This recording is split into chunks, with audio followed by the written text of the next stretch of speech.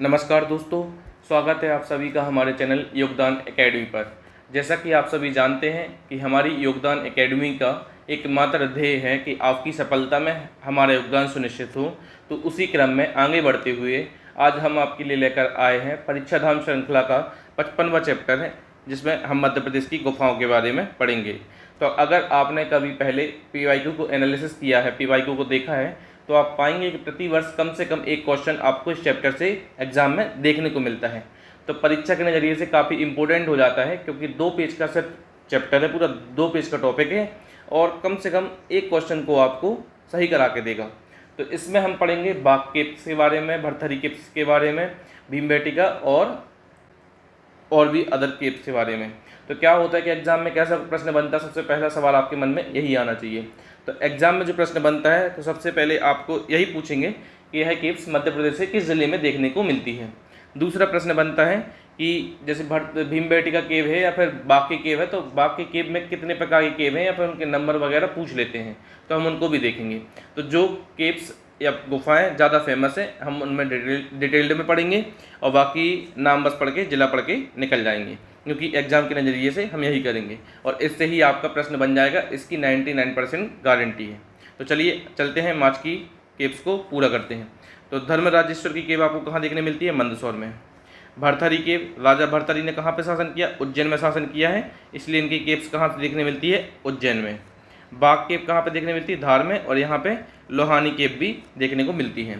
सारू मारू की केव जो है आपको देखने मिलती है सीहोर में, और यहीं पास में पान गुड़ारिया करके एक अभिलेख है, स्तूप है, किसका है? मौर्य सम्राट अशोक के टाइम का है, मौर्यन डायनेस्टी का। ठीक है, कौन सा? पान गुड़ारिया का स्तूप, तो वो भी सीहोर में देखने को मिलता है। सारू मारू केव भी जो बुद्ध धर्म से संबंधित है वह भी आपको सीहोर में देखने मिलती है। फिर शंकराचार्य कहाँ से संबंधित है मध्य प्रदेश में? तो खंडवा में। तो शंकराचार्य केव कहाँ मिलती है? खंडवा में देखने मिलती है। और काजल रानी की गुफाएं भी आपको खंडवा में देखने मिलती हैं। फिर आती है आदमगढ़ की गुफा और पांडा गुफा, दोनों नर्मदापुरम में मिलती है। इन्होंने होशंगाबाद किया है, इसको काट के नर्मदापुरम कर लीजिएगा क्योंकि नाम चेंज हो गया है। ठीक है, तो पांडा गुफा और आदमगढ़ की गुफा कहाँ मिलती है? नर्मदापुरम में। फिर अनूपपुर में क्या मिलता है? सिलेहरा की गुफा मिलती है। सिंगरौली में मारा गुफा मिलती है, मारा, तो सिंह मारा से याद कर लो आप, सिंगरौली में मारा गुफा। अब आपको याद रखना है भीमबेटका और मृगेंद्रनाथ की गुफा कहाँ पे मिलती है? तो रायसेन में मिलती है। और जो भीमबेटका है सबसे बड़ा गुफा समूह है मध्य प्रदेश का, ये याद रखना है। उदयगिरी केव कहाँ मिलती है? विदिशा में मिलती है। और बिलौआ की गुफा कहाँ मिलती है? ग्वालियर में। तो हम चलते हैं, ये तो मैप में हो गया, बाकी अब नीचे डिटेल एक्सप्लेनेशन देखेंगे। तो बाकी गुफाएं कहाँ पे मिलती हैं? धार जिले में मिलती हैं। 9 में से 5 गुफाएं सुरक्षित बची हैं आज के समय में। ठीक है, और ये हैं कब की? तो 5वीं से 7वीं शताब्दी की है, जो कि बौद्धकालीन गुफाएं हैं। ठीक है, अब इनकी खोज किसने की थी? डोंगरफील्ड ने इसकी खोज की थी। कब? 1818 में, इसको याद रखेंगे। अब यहाँ पे जो 5 गुफाएं हैं, तो पहली हम याद रखेंगे, तो कैसे करेंगे? गृह पांडव हाथी मना रंग पाठशाला। गृह पांडव हाथी मना, इसको 3-4 बार आप बोल लेंगे तो आपको इजीली याद हो जाएगा। गृह पांडव हाथी मना, गृह गुफा, पांडव गुफा, हाथी खाना, फिर रंग महल और पाठशाला, तो ये 5 गुफाएं हैं। तो गृह पांडव हाथी मना रंग पाठशाला। ठीक है, अब देखो क्या होता है, गृह में कुछ नहीं है, पांडव में क्या होता है? सबसे विस्तृत है, तो पांडव का जो साम्राज्य था विस्तृत हो गया था कि नहीं हो गया था? हाथी में क्या? हाथी में 7 सज्जा मिलती है, सजा देते ना हाथी को। रंग महल में क्या होता है? सबसे बड़ी है। और पाठशाला में क्या होता है? प्रवचन और सभाएं होती हैं। तो आपको याद रखना है। तो गृह पांडव हाथी मना रंग पाठशाला, तो आपसे पूछ लिया जाएगा कि जो गृह पांडव हाथी मना किस गुफा से संबंधित है, तो आपको बताना पड़ेगा कि बाघ की गुफाओं से संबंधित है। और आपसे नंबर से भी पूछा जा सकता है कि हाथी खाना जो है बाघ की गुफाओं में कौन सी नंबर की गुफा है, तो इसको याद रखिएगा। ठीक है, इसकी खोज डोंगरफील्ड ने, इंपॉर्टेंट है, किसने खोज की थी? डोंगरफील्ड ने। कब? 1818 में। अब इसके बाद चलते हैं भीमबेटका पे। तो लोकप्रिय है कहाँ पे? रायसेन में है। और विष्णु वाकड़कर ने खोज करी थी, कब करी थी? 1957 में। और सबसे बड़ा गुफा समूह है मध्य प्रदेश का, और पुरापाषाण काल के इसमें साक्ष्य मिलते हैं। तो भीमबेटका में यही इंपॉर्टेंट है। खोज किसने की थी? विष्णु वाकड़कर ने। कब करी थी खोज? 1957 में। ठीक है, और यूनेस्को साइट है, यूनेस्को साइट भी है, ये भी याद रखिएगा। 2003 में इसको यूनेस्को में शामिल किया गया था। कब शामिल किया गया था? 2003 में यूनेस्को में इसको शामिल किया गया था। तो याद रखना है, ठीक है, भीमबेटका को। फिर आती है उदयगिरी केव। उदयगिरी केव कहाँ मिलती है आपको देखने, विदिशा में। जैन व हिंदू धर्म से संबंधित है। यहाँ पे 20 गुफा हैं, तो पहली गुफा और 20वीं गुफा जो है जैन धर्म से संबंधित है, और 5वीं गुफा में बराह अवतार की विशाल प्रतिमा है। तो आपसे पूछा जा सकता है कि उदयगिरी गुफाओं में जो 5वें नंबर की गुफा है उसमें क्यों प्रसिद्ध है, किस लिए प्रसिद्ध है, तो उसमें विष्णु का अवतार है, भगवान विष्णु का अवतार है। कौन सा अवतार है, बराह अवतार है, ठीक है। फिर आती है मारा केव, मारा या माड़ा, ठीक है, सिंह मारा, तो सिंह मारा से याद रख लो, सिंगरौली माड़ा। तो कहाँ पे है, माड़ा तहसील में है सिंगरौली की, 7वीं 8वीं शताब्दी की है। यहाँ पे विवाह माड़ा, गणेश, शंकर, जल नालिया और रावण माड़ा है, ठीक है। तो देखो ऐसे याद हो जाएगा कई सारे कि देखो शंकर का पुत्र गणेश, और भक्त कौन है, शंकर भगवान का बहुत बड़ा भक्त रावण। तो ये 3 तो हमें याद हो जाएंगी, ठीक है। फिर शंकर जी की विवाह के बारे में ऐसे प्रसिद्ध से रहते थोड़े, तो विवाह और जल नालिया भी याद रखिएगा। तो माड़ा केव में 5 जो गुफाओं का समूह है उनमें 5 देखने मिलती है, विवाह, गणेश, शंकर और रावण और जल नालिया, ठीक है। कहाँ पे है, सिंगरौली में है। फिर आती पहाड़गंज के, तो पहाड़गंज आपको कहाँ देखने मिलते हैं, मुरैना में मिलता है। कौन सी नदी के बैंक पे, तो आसन नदी के बैंक पे। आसन नदी पे कौन सा डैम है, नदियों वाले चैप्टर में हम खत्म करके आए, आपको कमेंट बॉक्स में बताना है। प्राग ऐतिहासिक काल की इसकी चित्रकला है और 1979 में इसको खोजा गया था। लाल और सफ़ेद रंगों से बने इन चित्रों में पशु, शिकार और नृत्य से संबंधित अनेक चित्र देखे जाते हैं। तो इसको तो यही याद रखना है कहाँ पे, मुरैना में। कौन सी नदी के बैंक पे, आसन नदी के बैंक पे। बस खत्म। बाकी मेंस के लिए हम बाद में पढ़ेंगे, ठीक है। अभी प्री निकालने के लिए, क्योंकि 7-8 दिन बचे हैं, तो हमें प्री के लिए पढ़ना है। तो डिस्ट्रिक्ट बस याद रखना है इसमें। आदमगढ़ डिस्ट्रिक्ट याद रखो, नर्मदापुरम। यहाँ पे मध्य पाषाण काल में पशु पालन के साक्ष्य मिले हैं और मनोरंजन घोष ने इसकी खोज की थी, ठीक है। और माइक्रोलिथिक फैक्ट्री बोलते हैं आदमगढ़ में, आदमगढ़ को क्या बोलते हैं, माइक्रोलिथिक फैक्ट्री, ठीक है। RB जोशी ने इसको क्या किया था, पुरातात्विक सर्वेक्षण में उत्खनन टाइप में करवाया था RB जोशी ने।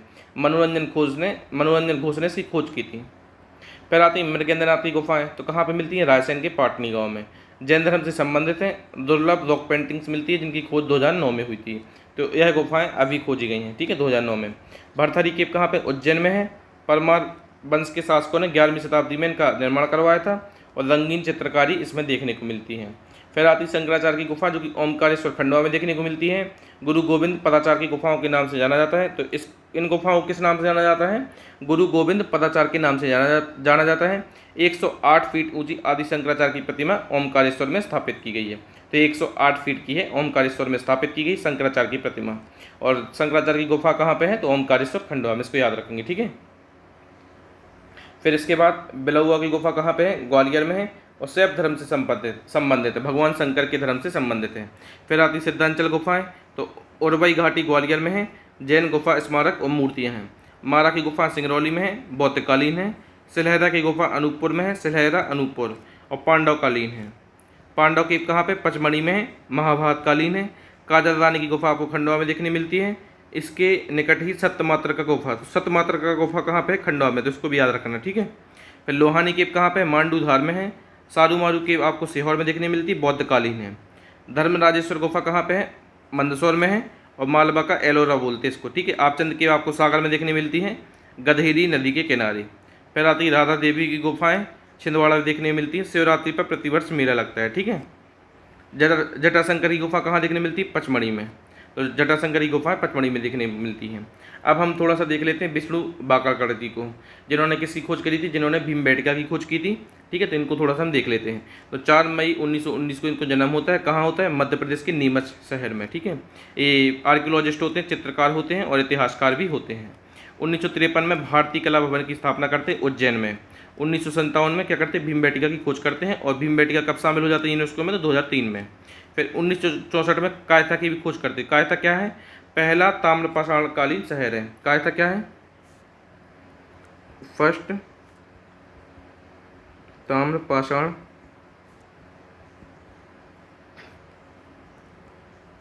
कालीन शहर है, ठीक है। तो पुरातत्व स्थल की खोज करते हैं। और कायथा किसकी जन्मस्थली है, तो कायथा बराहमहर की जन्मस्थली है। फिर इसके बाद सरस्वती नदी के प्राचीन मार्ग का प्रमाण प्रस्तुत किया था किसने, विष्णु बाकड़कर ने। विक्रम संवत की ऐतिहासिकता सिद्ध करते हैं। रातापानी टाइगर रिजर्व के नाम पे उनके सम्मान में उनका नाम मतलब विष्णु बाकड़कर कर दिया गया। रातापानी टाइगर रिजर्व का नाम क्या रख दिया गया, विष्णु बाकड़कर टाइगर रिजर्व, इनके सम्मान में, ठीक है। उज्जैन में डॉक्टर वाकड़कर ने शोध संस्थान स्थापित किया। विष्णु वाकड़कर राष्ट्रीय सम्मान 2005-06 से दिया जाता है, किसमें? पुरातात्विक या संस्कृति के क्षेत्र में बढ़ावा देने के लिए। वर्ष 2025 में यह पुरस्कार किसे दिया गया? यशोधर मठपाल को। तो यह हमारा गुफाओं का चैप्टर खत्म होता है। उम्मीद करता हूँ कि आपको गुफाएं अच्छे से याद हो गई होंगी, और अगर आपको यह सीरीज पसंद आ रही हो तो आप हमारे चैनल से जुड़ सकते हैं, हमारे चैनल को सब्सक्राइब कर सकते हैं। अगर आपको वीडियो अच्छा लगा हो तो आप हमारे वीडियो को शेयर कर सकते हैं, कमेंट बॉक्स में एक सकारात्मक कमेंट छोड़ सकते हैं जिससे हमें अच्छा लगे। धन्यवाद, मिलते हैं अगले लेक्चर में। जय हिंद।